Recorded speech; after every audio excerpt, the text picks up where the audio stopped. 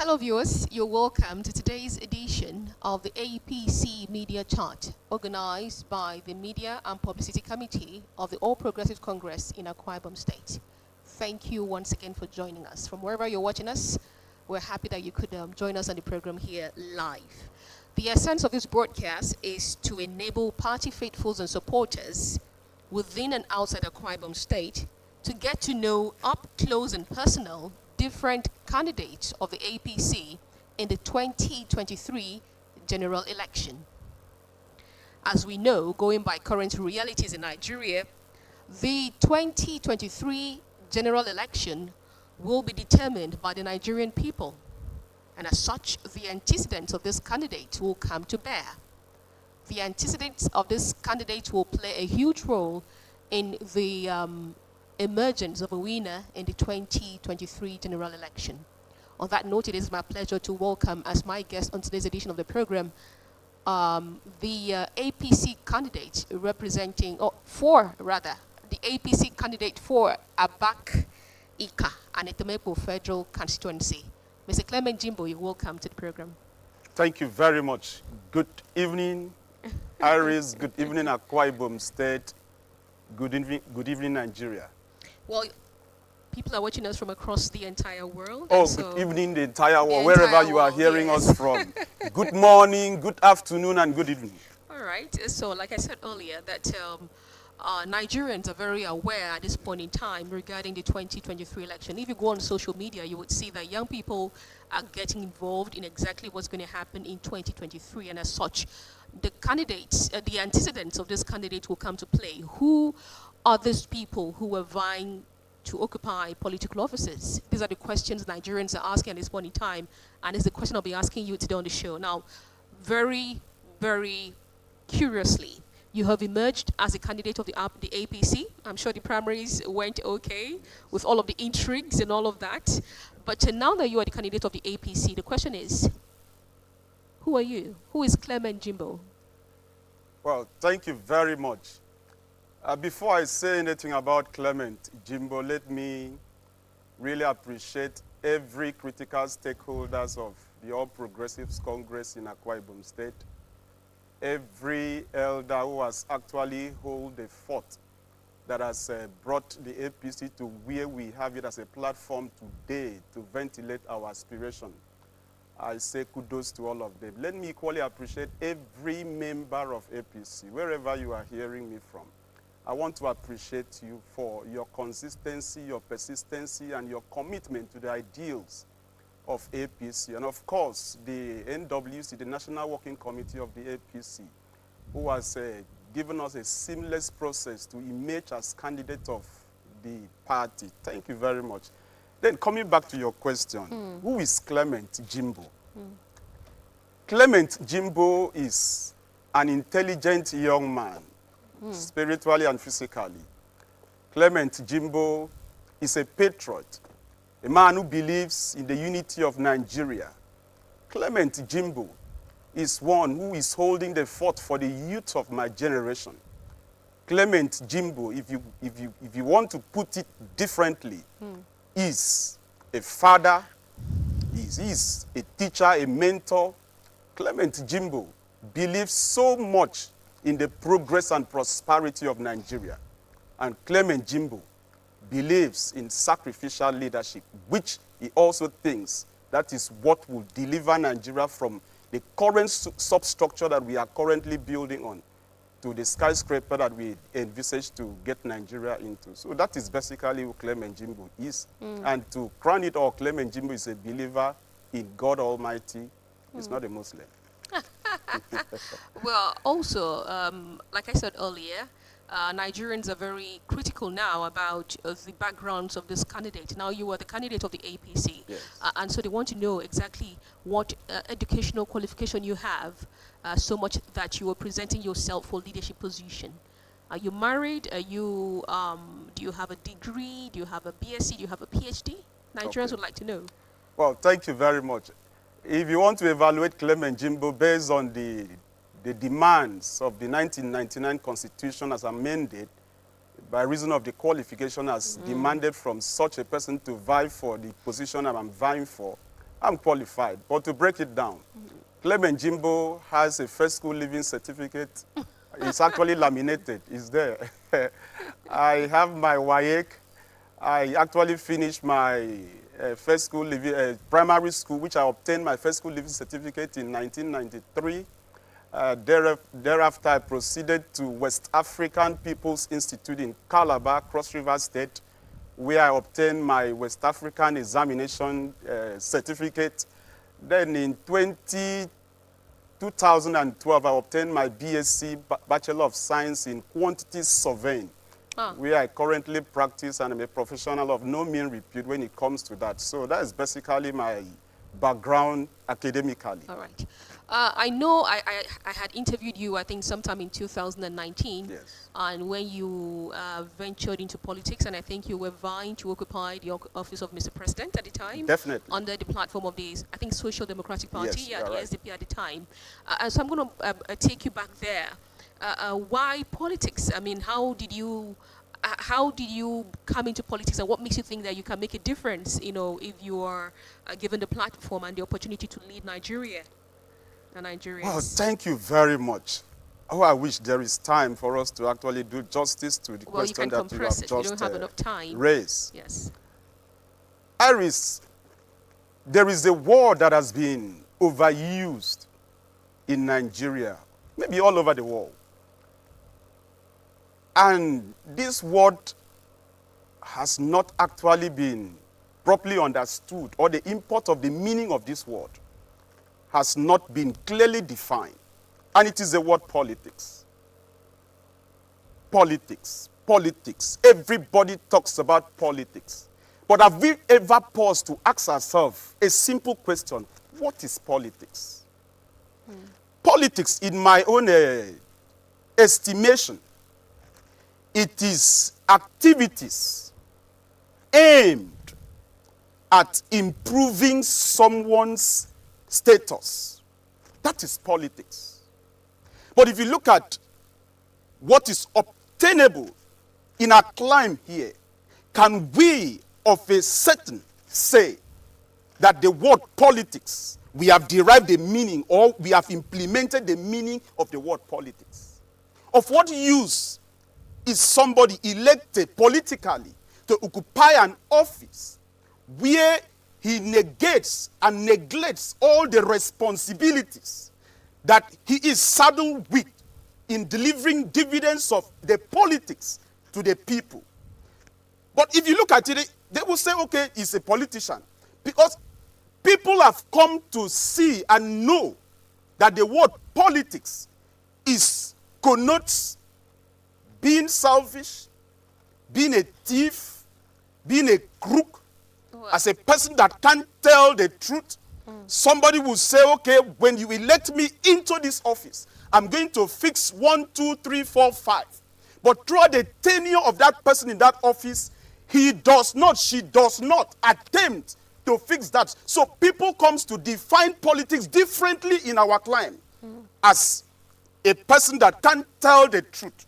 And it ought not to be so. If you now look at the definition of politics that I've just mentioned, it is activities that are aimed towards improving someone's status. The question is, with that kind of politics, does it improve someone's status?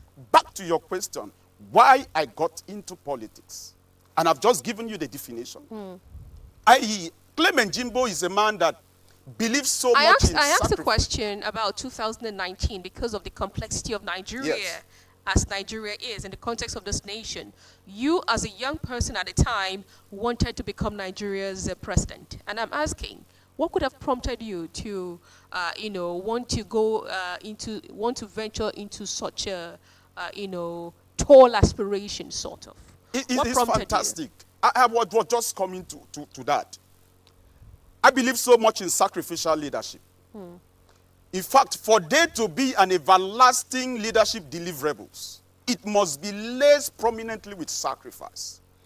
I look at Nigeria currently as a construction estate that is being at the substructural level. And as a building professional, I know the energy the commitment, the sacrifice that is required in order for you to raise the substructure of any building. It is actually a state where people do not actually appreciate what is going on.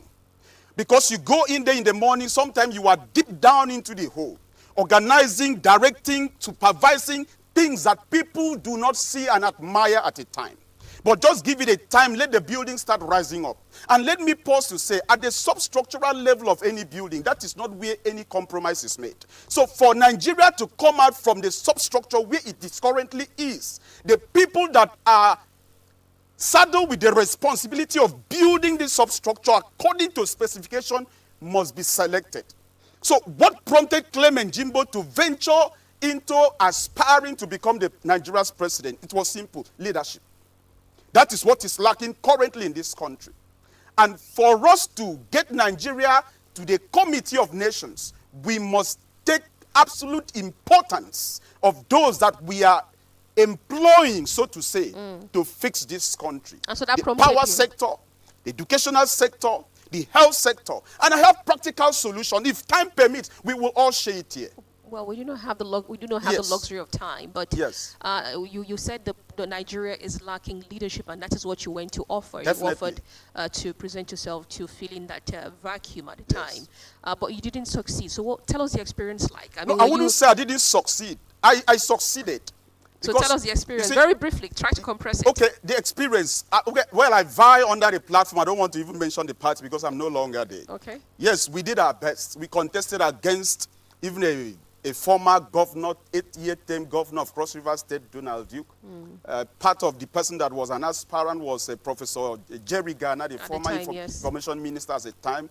And I was also the youngest. So it didn't matter. We did our best. All right. And the whole thing landed us in the Supreme Court.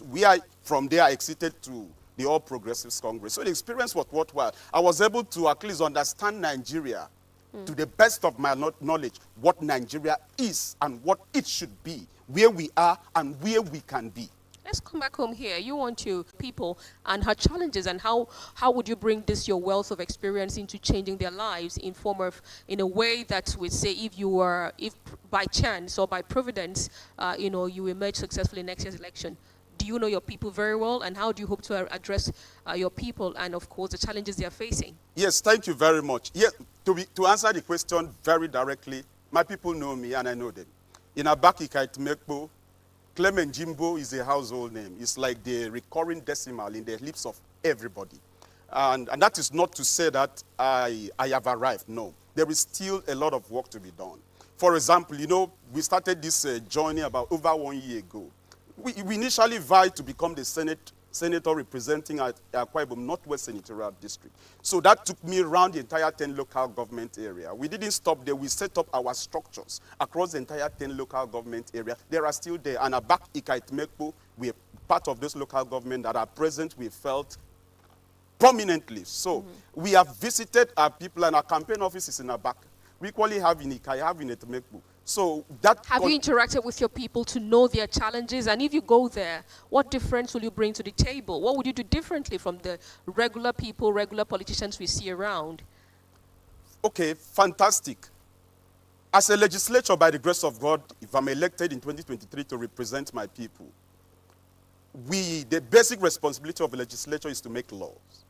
And what are those laws that, if they are made, it will upgrade the livelihood of every citizen of Nigeria, not just for Abak, Ika, and Etim.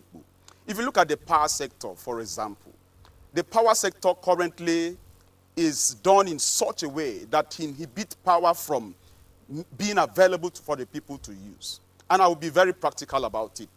Power is domiciled in the exclusive list of the federal government. It therefore means it is only federal government that has the power to generate, transmit, and distribute, until there is a legislation that deletes power from the exclusive list of federal government and place it on the concurrent list, where state government can equally be saddled with the responsibility of generating, transmitting, and distributing. We will still live in this quagmire of no power, no NEPA, no PSCD, like that. So part of what will be my responsibility, which I will collaborate with every other members of the 10th Assembly, is to let them see reason why we should pass a legislation to delist power and place it from the exclusive list and place it on the concurrent list. For example, look at Akwa Ibom State. Akwa Ibom State has an independent power plant. Currently, we are generating 155 megawatts of electricity every day. But what we need to power the nooks and crannies of Akwa Ibom State is in the region of 40 to 45 megawatts. So with that power domiciled in the state government to transmit and distribute, we can sell excess power that we currently have to Cross River State, to Abia State, to River State, to neighboring state. So this catchment area can equally be empowered with 24 constant power supply. And you know what that would translate to? The microeconomic sector.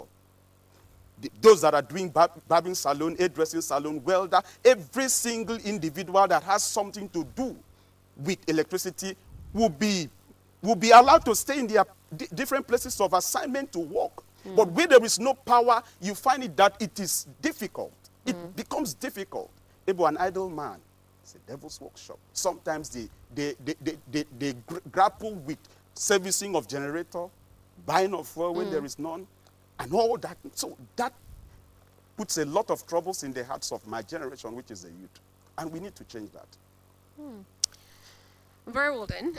Like I said earlier, when we started, the 2023 election will be about antecedents and what you're bringing to the table. I'd like to ask you very pointedly what your position is concerning local government autonomy. What's your position? Well, fantastic. You know, I was very elated when Mr.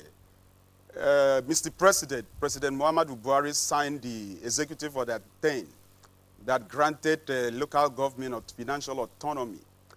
I was so happy, and I was equally so sad when I observed that my state did not comply. Well, not just Akwa Ibom State alone. I know the governors went to court. Yes. The governors were in court up to the Supreme Court to challenge that particular executive order by Mr. President. That's true. That is true. So I was sad that the good deeds of Mr. President did not allow to see the light of the day.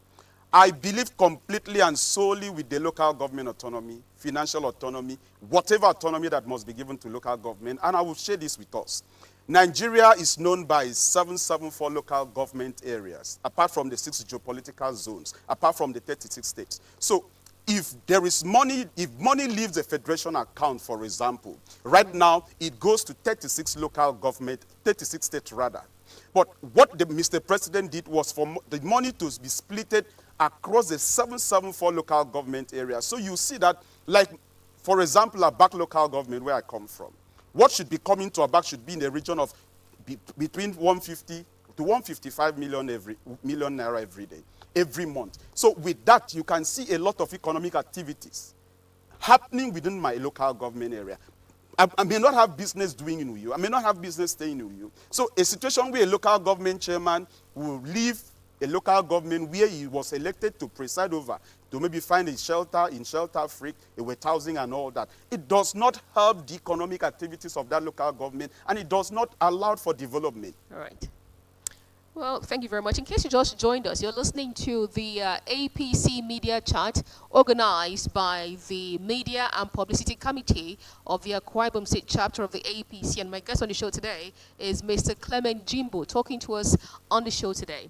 Let's talk about your mandate. I remember when I listened to you on the radio, I think I had an interview with you on radio where you said he's the youth mandate of the youth, definitely. The youth slot and everything. You kept, saying all of that. I'd like to ask, I know politicians, I'm not sure you're a regular politician, but politicians somehow are very optimistic people. I believe them. I respect them because they're very optimistic. No matter how dire a situation is, they appear to be very hopeful and very optimistic. But the question is, what's the acceptance quotient like? Are people happy that you emerge as a candidate of the party?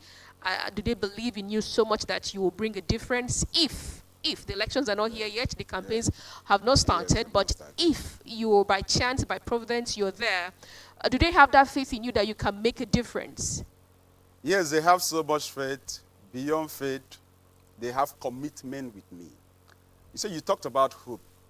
After everything is lost, what should keep a man alive is hope. In short, if you lose hope, you've lost everything. That is like an anchor. So the people of Abak, Ekpo believe so much in the person of Clement Jimbo, not just as a youth, but the values, the beliefs that they've come to see in Clement Jimbo. Do you have interactions with them? Do you talk with them? Do you We have a talk town hall meeting with them? Every day. We hold meetings every day. As at 2 weeks ago, we have had 147 meetings. When I say meetings, I'm not talking about individual meetings, group meetings.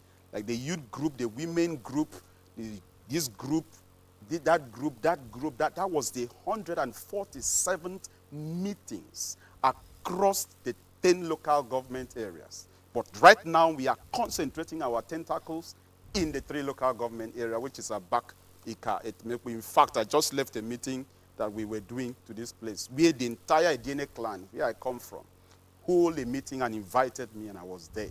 And this cut across So what do you talk all about? The different What political do they ask you parties. questions? Do they ask you They pointed ask questions as to what you're going to do for answer, them? We interact, and beyond that, they said, look, Clement, you are like our only hope. Go out and make us proud. And besides that, in the course of our interaction, they've seen that Clement Jimbo is not just going there for himself. A greater percentage of what I am doing, why I'm doing this, is for the people. Because if you look at... Politicians always say that. Every person says that. Yeah, I'll buttress my point. If you look at Clement Jimbo, I said the simplest way to know a man, I thank God for Facebook, Mark Zuckerberg brought that to bear, is for you to get back to that man's profile 10 years, 15 years ago. Try to understand his idea, his thought, his pattern, what drives this man. You will see that in Clement Jimbo, that Clement Jimbo is a complete patriot who believes completely in the development of humans. So they've seen that Clement Jimbo is not just going there for himself. And if you look at it, Clement Jimbo has never been a government contractor. Clement Jimbo has never drawn down a dime from government purse. Clement Jimbo has never executed any contracts from government. My father is not in government. My late mom wasn't in government. None of my siblings are in government. And then you see a man who is doing this consistently for the past 1 year and 6 months. That is a signal that this guy, this young man, has a future, has a focus. He knows exactly what he wants to achieve for his people. And if you look at where the people are concerned, where people that are nominated or elected to speak for the people in times like this, where they have completely thrown their hands in fatalistic resignation and resigned from the responsibilities that they were asked to go there and represent the people. And it's sad. Look at the Kodikbene Senatorial District, for example.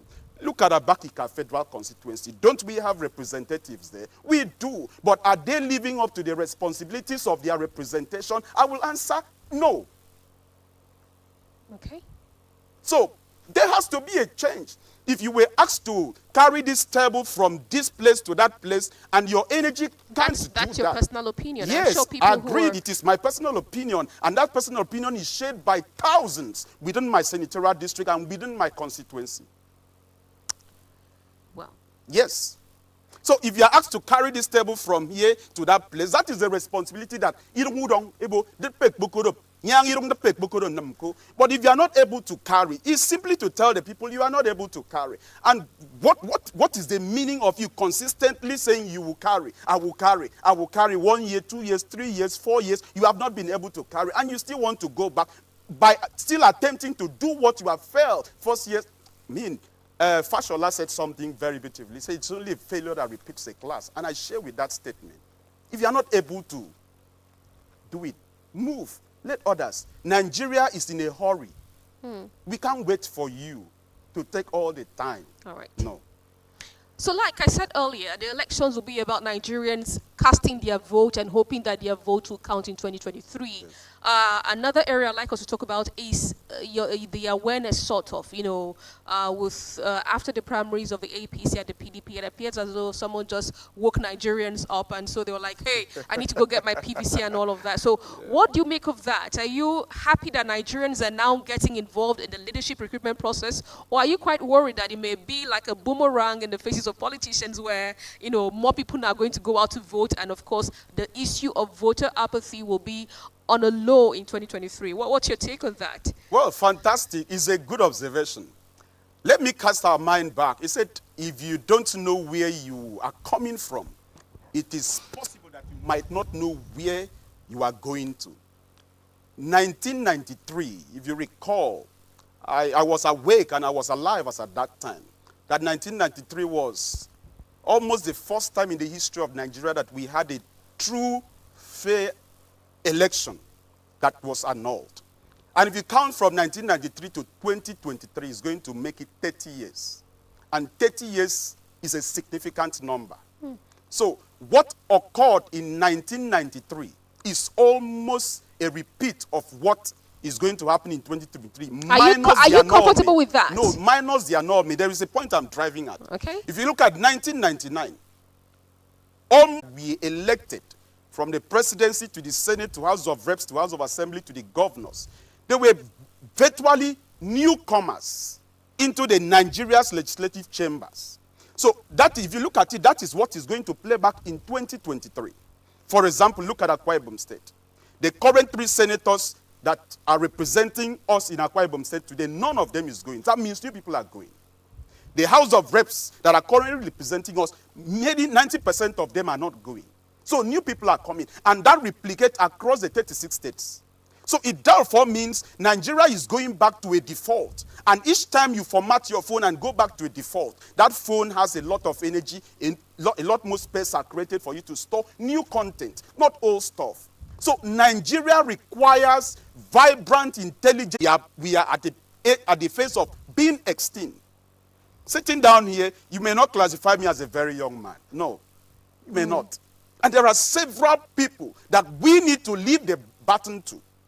Every year we are churning out people from the university, secondary school, primary school. Where are they coming? If we do not set the pace and set the template and create a platform for them to ventilate what God has put in them as well, when will we, if we at this level, we are still trying to gain acceptance, to gain acceptability, to ventilate our leadership potential, then something is wrong. It might be there is something the older generation has not done that we must correct. With the current awakening of Nigerians, with the current reality staring Nigerians in the face in terms of people getting their PVCs, are you taking this awareness back to your people by way of letting them know that, hey, look, your PVC is very important in 2023 and your vote indeed will count? Are you taking the awareness back home? Very well. We do that every day. In fact, on my timeline, if you check out my timeline, I think almost I'm the first person that I've sat down, I've gone to INEC website, I've downloaded all the different polling units in my ward, in the 3 local government area, Abak, and Etim. I've downloaded all the polling units, pasted there. I've equally printed it and pasted it in my campaign office, because there are several people who have registered. They have their PVC, but they do not know that their polling unit is no longer where it used to be. Okay. So somebody must take that responsibility of enlightening them. And you've done that? We've done that. It's in my Facebook page. If you go there, if you are from Abak, just go there, you will know your polling unit. If it is a new polling unit, you will know. You will also know the location, so that you can take out time to go and know that location before the election day. Right. And we are not just stopping at there. I have a lot of friends that are in Lagos, in Abuja, some in Dubai, even some in the US. They said, Clement, how can I be beneficial to you? I said, you can do it. Just register. Come back and register. Transfer your polling unit to my unit. And we are bringing people from everywhere in Nigeria, transferring your polling unit to where it will matter to me. So we have doing all that consistently. Okay. Every day we are doing that. Of course, if you come to my campaign office, it's in the village. It's not in the town. Okay. So we place water there for people to fetch free. So anybody that comes there to fetch water, the question will ask you, do you have a PVC? You said yes. So in fact, your PVC is your payment for you to fetch water. So a lot of people go to do PVC so that they will fetch water free. So that becomes... All right, so let's talk about your PVC as it relates to voter apathy. Are you letting them know that, hey, look, your vote indeed will count in 2023? Because, of course, Nigerians also, before now, were worried that, hey, look, why go out to vote when my vote is not going to count? Do you also tell them that, look, hey, your vote will count in 2023? Yes. That is part of my responsibility. Of course, if you look at the 2022 Electoral Act, there is nothing like incident form. You know, before, that was what was used to disenfranchise a lot of people, the use of incident form. If the machine does not capture you, they say, okay, there is incident form. So because of that, vote did not count. But right now, INEC has phased out incident form. And there is a BVAS where it will authenticate your face and your thumbprint. Without that, you can't vote. So it's going to be one man, one vote. And the people know this. I have taken time to enlighten the people. Say, look, don't be afraid. Whether your one vote for me will count, it will indeed count. All right. And they know that. In fact, they are eager. If election is done today, I can tell you that Clement Jimbo will emerge victorious with a wider margin. I'm not surprised. I mean, like I told you earlier, politicians are very optimistic people. No matter how slim the chances are, they are very hopeful, and I really admire them. That is what keeps the people alive. All right, we're almost out of time. Very quickly, I'd like you to, talk to your people, Akwa Ibom people, Nigerians, from wherever they're watching you. What you're bringing in 30 seconds, what you're bringing to the table that will make a difference. Do not forget, you're going to stand election alongside other parties. We have lots of parties in the Akwa Ibom state with other credible candidates as well. So yes, the campaigns are not here, but what would they lose if you do not emerge? Well, thank you very much. And I want to say this straight to Nigerians, not just me. If you look at all the people that have emerged under the platform of the All Progressives Congress to stand election, to reposition the souls of this country, there are several young people in my own class, in my own climb. Go and register and vote for them. Be prepared to vote for them. I want to tell you something.